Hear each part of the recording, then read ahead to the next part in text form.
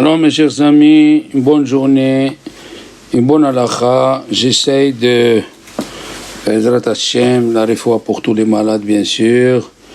Yaakov ben Moshe, Deborah Clara bat Haya Esther bat Clara, Liel bat Deborah, Rav Kilav bat Shonamit, William Ducamp, Baruch Piton, et tous ceux qu'on a oubliés, que Dieu leur envoie de fois Shlema. Alors, Moshe Rabbeinu a cru que Akadosh Baruch Hu, en nous donnant le Mishkan, oui, il nous a pardonné la faute du veau d'or, c'est vrai.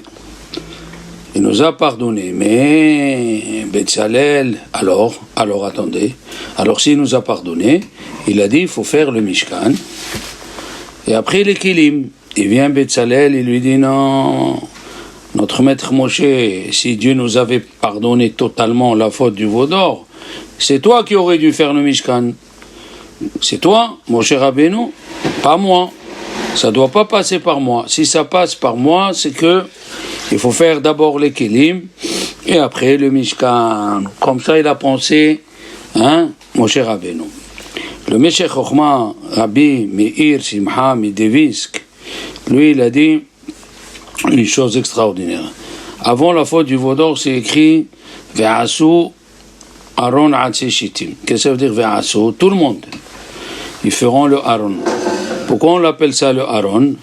Aleph, Resh, Vav, Nun. Parce que c'est Or Nun. La lumière du 50e degré, on l'apercevait par le Aaron. Mais après, c'est écrit dans Vaya'as Betzalel, dans le Perek Lamed Zayin.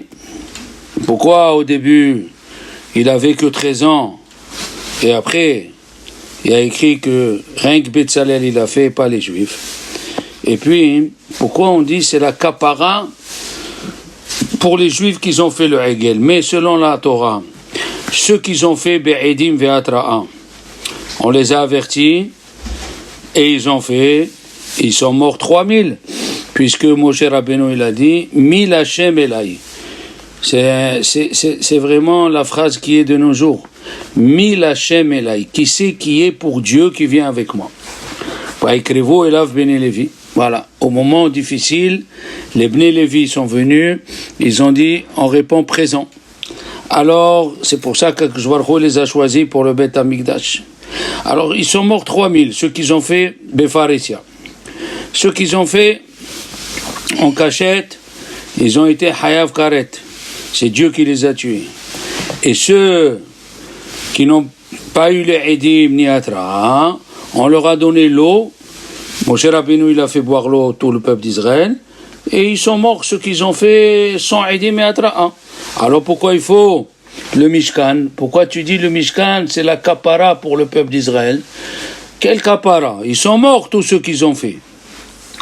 Ils ont dit, les Chachamim, ils ont dit, on a vu, les Juifs, ils ont vu, et ils se sont tus. Comme il y avait une fois en France, un slogan, tu es condamné si tu vois une personne en danger, et tu réagis par l'indifférence, tu restes indifférent. Il fallait que les Juifs y crient, ils fassent quelque chose, mais ne pas rester comme ça. Comme au temps du Chafetz Chaim, il y a un élève qui est venu le voir, et il lui a dit son Rava, alors comment le Shabbat dans ta ville? Il lui a dit, pas tellement ça. Il lui a dit le mikvé, pas tellement ça. Ah bon? Alors, le Shabbat, le mikvé, la kashrut, rien. Il lui a dit, toi, qu'est-ce que tu fais? Il lui a dit, qu'est-ce que je peux faire? Personne ne fait, qu'est-ce que je peux faire? Il lui a dit, est-ce que tu peux t'évanouir? Tu peux pleurer? Il faut faire quelque chose. Tu vois quelqu'un qui fait des averot, tu dis rien, tu réagis pas. La même chose, le peuple d'Israël qui est resté vivant. Ils étaient obligés d'avoir le Mishkan parce qu'ils ont vu et ils n'ont pas réagi. Il fallait réagir pour deux raisons. La première, pour réveiller celui qui est en face, et la deuxième, pour pas que ce qu'ils sont en train de voir, que ce que tu es en train de voir, il va agir en toi. Comme il dit le Zohar, quelqu'un qui voit le Chilul Shabbat, il voit un Chilul Shabbat, un juif qui Shomer Shabbat, et il voit un juif qui est Mechalel Shabbat, c'est qu'en lui, le Shabbat, il n'est pas encore bien. Quand tu vois quelque chose, il faut réagir, bien sûr, et il faut savoir comment réagir, avec quel mot employer. Alors il dit le Meshech Chochma, quand ils ont vu le Hegel, d'après Rabbi Shimon bar Yochai, il y a eu 13 Hegel. Il y a un qu'ils ont fait central et 12 qu'ils ont fait dans les 12 tribus avec Ménaché et Ephraim, sauf la tribu de Lévi. Parce que c'est écrit Vezeh ish Moshe lo yada'nu me'ayalo. Zeh, Zayin et He, ça fait 12. Ils ont fait 12 malheureusement. Et un central. Celui du central, ils ont dit Ele Elohecha Israël. Alors, tout le monde a vu. Donc ils ont eu cette image. Ils ont eu cette image du Hegel. Quand Dieu, il a dit aux enfants d'Israël de construire les kérouvim, les chérubins. Les chérubins? Mais c'est Avodah Zara. Qui c'est qui a dit les chérubins c'est Avodah Zara? Parce qu'ils ont vu le veau d'or. Donc ils ne peuvent pas construire le Aaron, parce que quand ils vont construire le Aaron, ils vont voir les chérubins et ils vont l'associer au Hegel. Dieu il a dit chez moi je fais ce que je veux. Chez moi c'est pas comme chez toi. Chez moi au Biom Shabbat, le jour du Shabbat on allume le feu pour faire des sacrifices. C'est pas comme chez toi. Chez moi il y a les chérubins, mais si toi tu veux faire les chérubins, c'est Assour. Eh oui. Alors, ils nous disent les Chachamim que il y a des choses où Moshe Rabbeinu il a pris la décision de changer. On ne comprend pas pourquoi. Par exemple, dans la paracha de Bo, Dieu il a dit mettez le sang sur les poteaux et après sur les linteaux. Linteau, il est en haut. Et Moshe Rabbeinu a dit non, mettez sur le linteau et après sur le poteau. Mais de quelle permission? Alors, Vesamtem Oto Bassaf, c'est quoi d'abord le mot Saf?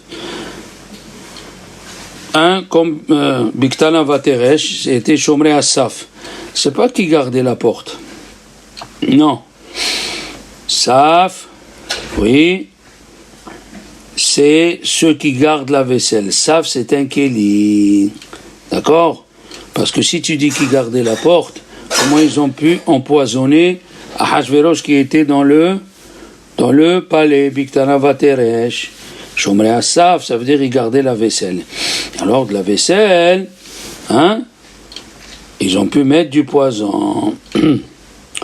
Comme c'est écrit, sipot ou mizrakot. Qu'est-ce que c'est sipot?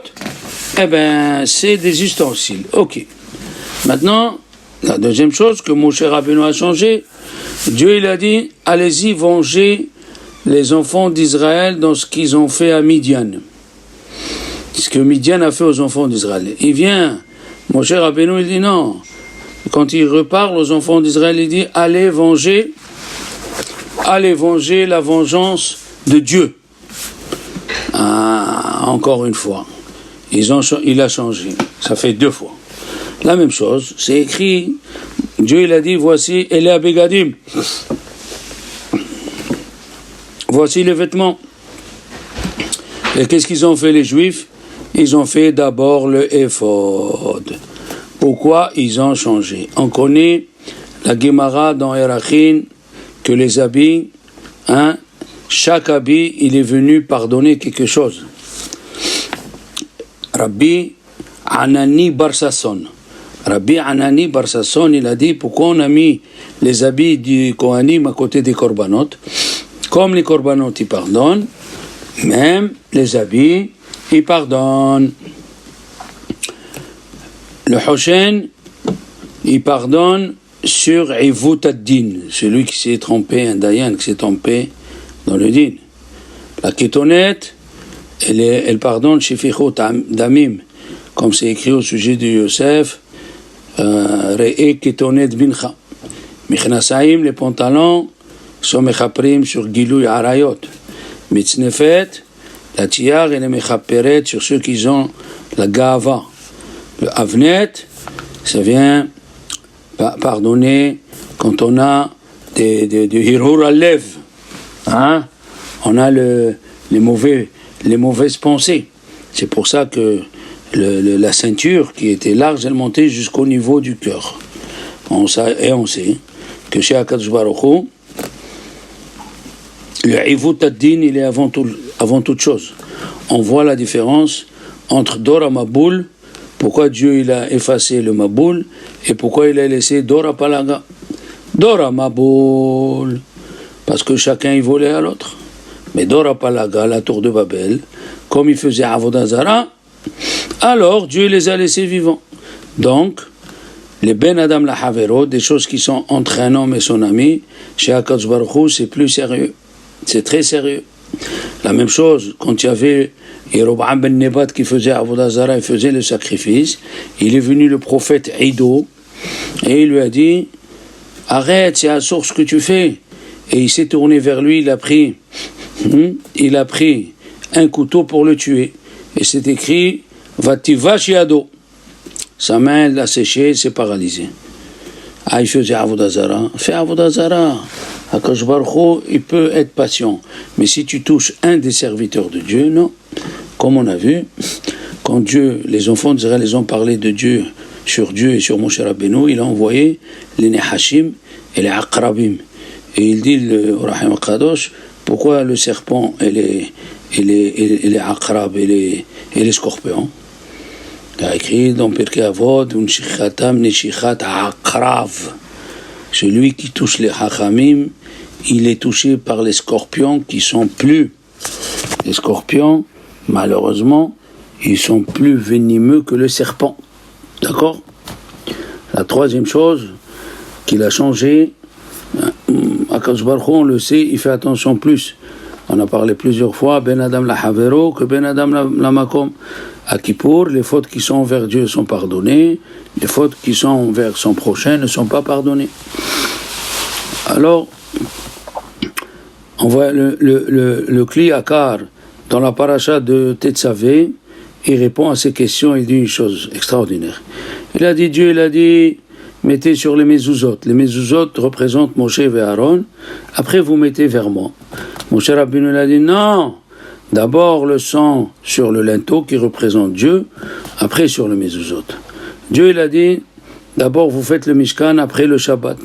Il a fait kavod aux Juifs pour pardonner l'indifférence. Alors, pour le kavod des Juifs, il a dit, faites le Mishkan, après le Shabbat. Et Moshe Rabbeinu, ce qu'il a dit dans Vayakel, le Shabbat et après le Mishkan. Chaque fois, Akadosh Baruch Hu, il dévance le kavod de Béné Israël, et les Béné Israël, ils dévendent le kavod de Dieu. Il leur a dit, allez faire la vengeance des Béné Israël à Midian. Et Moshe l'a dit, non, la vengeance de Dieu. Mamash. La vengeance de Dieu. Le grand devine, il dit pareil. Pourquoi la fête de Pessah, elle a deux noms, Pessah et Hagamatzot. Alors, Dieu, il dit,